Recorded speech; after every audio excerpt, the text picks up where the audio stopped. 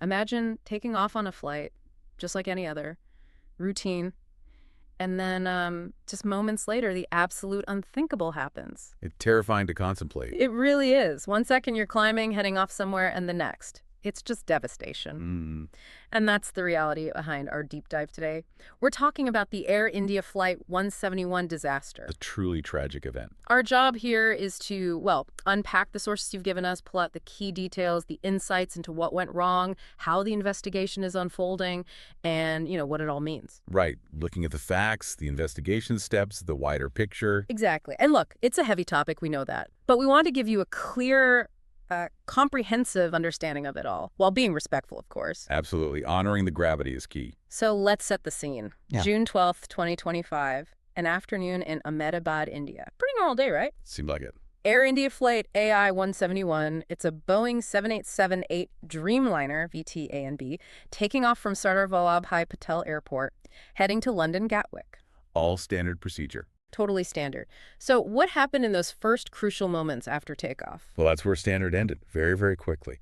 Just seconds after liftoff, they reached about maybe 625 feet, Okay. and the aircraft stalled, just stopped climbing. Stalled at that altitude. Exactly. A Mayday call went out. But it was too late. The plane crashed directly into a hostile building, BJ Medical College, in the Magani Nagar area. Oh, God. The suddenness is just hard to fathom. It really is. Jarring. And the human cost. It's just immense, utterly devastating. Yeah. On board, 242 people, that's 230 passengers, 12 crew, and tragically, 241 didn't survive. Almost everyone. And then on the ground, the impact there was terrible too. Reports say anywhere from 19 to 33 people lost their lives, over 60 injured. It's horrific. Yeah. And it makes this India's worst air disaster in, almost 3 decades? Yeah, nearly 30 years. Just awful. But amidst all that loss, there's this one detail that's just, almost unbelievable. The survivor. The single survivor, yeah. Yeah. A British national, Vishwas Kumar Ramesh. He apparently walked away from that wreckage. Minor injuries. Walked away? How is that even possible? It's incredible. And, investigators look very closely at cases like this, these rare survivals. It's not just a miracle story, though it feels like one. Right, they're looking for clues. Exactly. Yeah. Understanding how someone survived, the specific seat location, the way the fuselage broke apart near them, it can sometimes provide, tiny bits of data about crash dynamics or even aircraft design. Makes sense. So beyond that individual story, the immediate aftermath involved this huge effort, right? Starting with identifying the victims. A grim but absolutely necessary task. And among those lost was a very well-known figure, the former Chief Minister of Gujarat, Vijay Rupani. Yes, his presence highlighted the wide range of people affected. And the identification effort itself, the scale was massive. DNA testing, I assume. Primarily, yes. They've identified over 250 victims so far using DNA.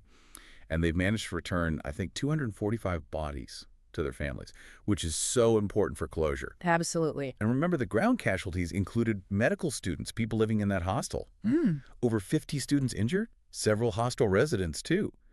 It hit that community so hard. Such a wide ripple effect. Yeah. Now, in all that chaos, the investigation did get moving quickly on one front. The black boxes. Exactly. The flight data recorder and the cockpit voice recorder, they found them within the first, 48 hours? Yeah, very fast, which is vital. They were sent straight to the AAIB lab in Delhi. AAIB being the Aircraft Accident Investigation Bureau. That's right. They're leading the whole thing.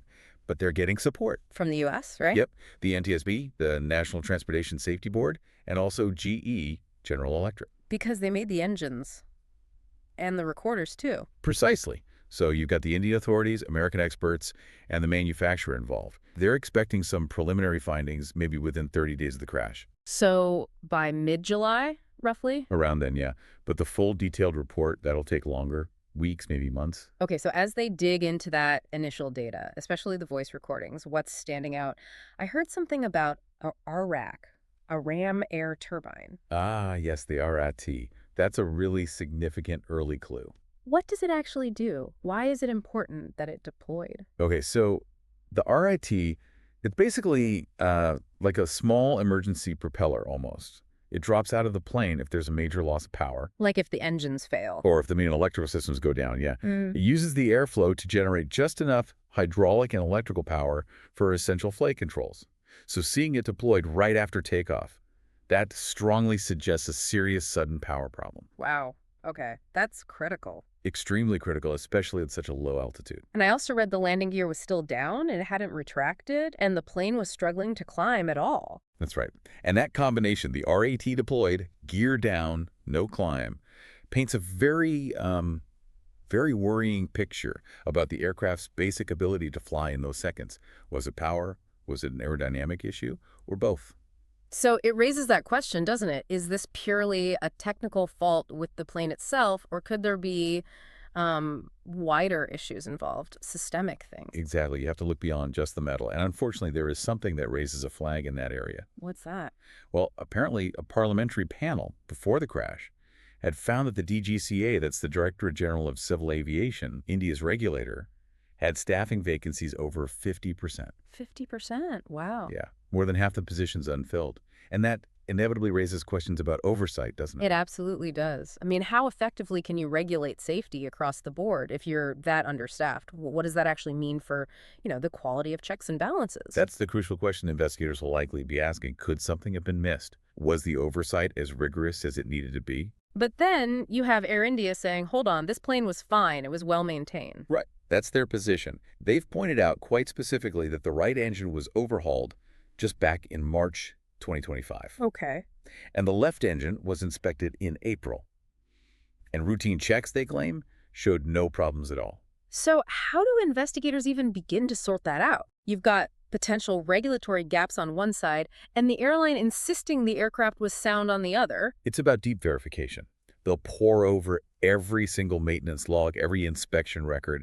They'll look at who did the work, their qualifications, the exact procedures followed. Comparing it against the regulations. Exactly. Comparing Air India's internal processes and records against the DGCA standards and their actual oversight activities.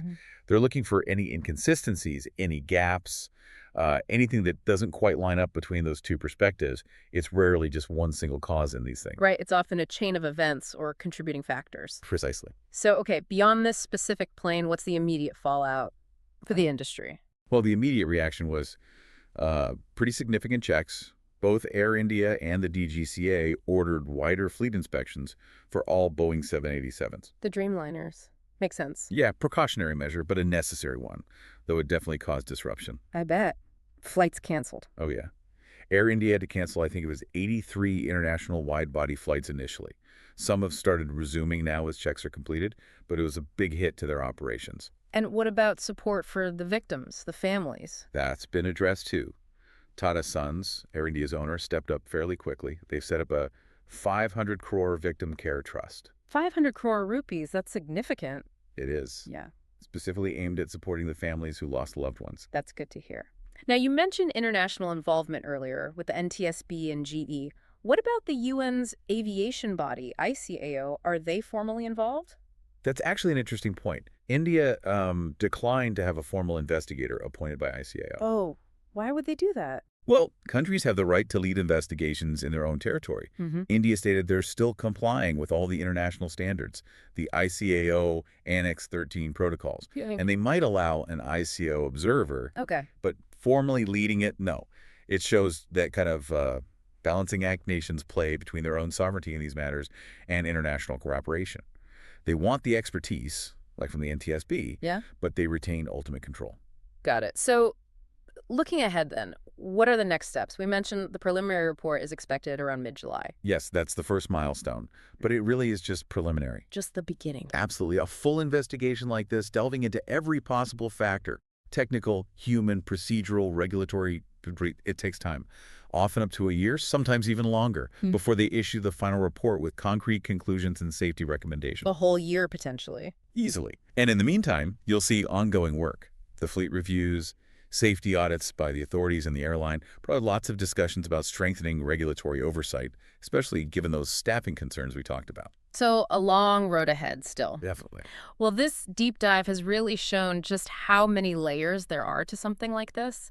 You start with the absolute horror of the crash itself, Flight 171, and then you peel back into the investigation details, the technical clues like the RAT, the human element, the regulatory questions, and then the wider impact. It's incredibly complex. It truly is.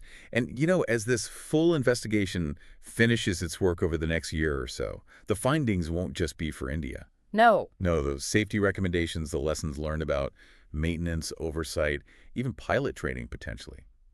Those often have global implications. They could influence practices worldwide. Especially with an aircraft like the 787 flown everywhere. Exactly. Yeah. So the question it leaves us with really is, what will this tragedy ultimately mean for the future of air safety? Not just the technical side, but that regulatory readiness, especially in places like